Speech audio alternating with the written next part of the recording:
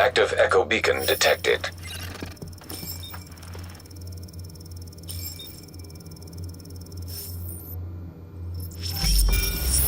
Well, here I am, Aaron Keener, the First Wave's prodigal son.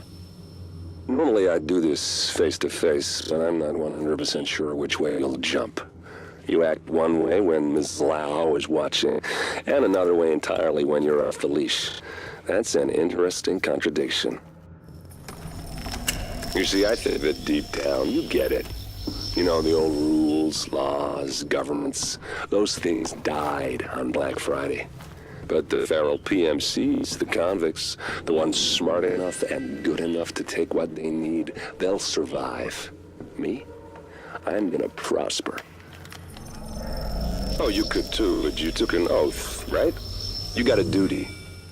Those are both ways of saying that your conscience is fucking you. You ask yourself, who has earned a right to tell you what to do?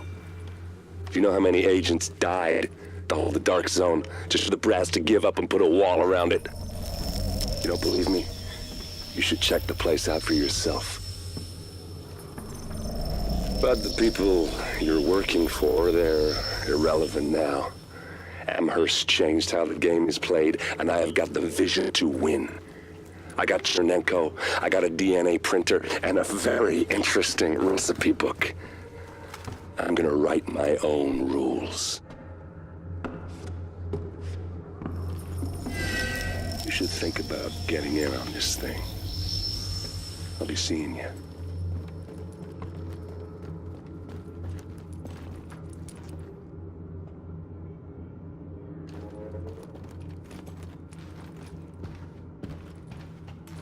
Agent, the information you found in that lab was the crown jewel.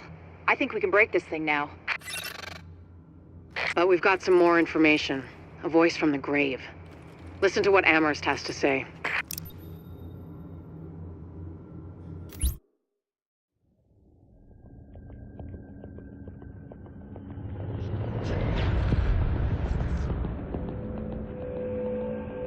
What you're looking at is the smallpox virus, one of the deadliest pathogens on the planet. For centuries, it did a wonderful job of helping keep the human population in check.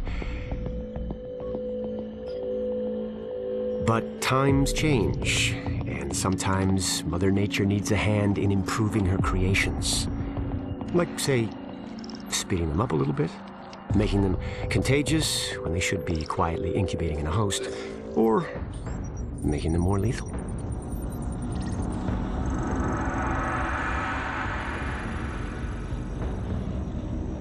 I didn't come up with the approach on my own.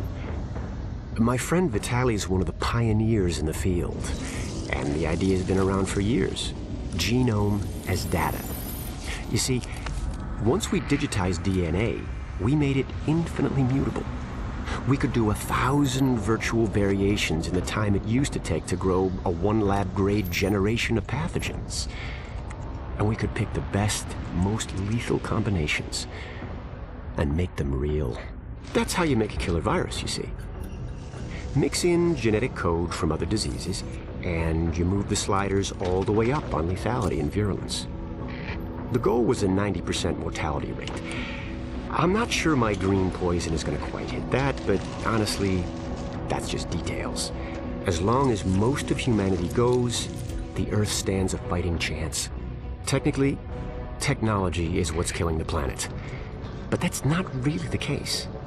It's the greed that drives the technology. But a funny thing happened on the way to $100 genome maps and 3D printed plastic toys. Someone figured out those technologies could be repurposed, modified for the greater good. Me. Now, my virus is going to do what nature's always done. Decide who lives and who dies. And if nature decides I die, then I die. If nothing else, I'll have a lot of company.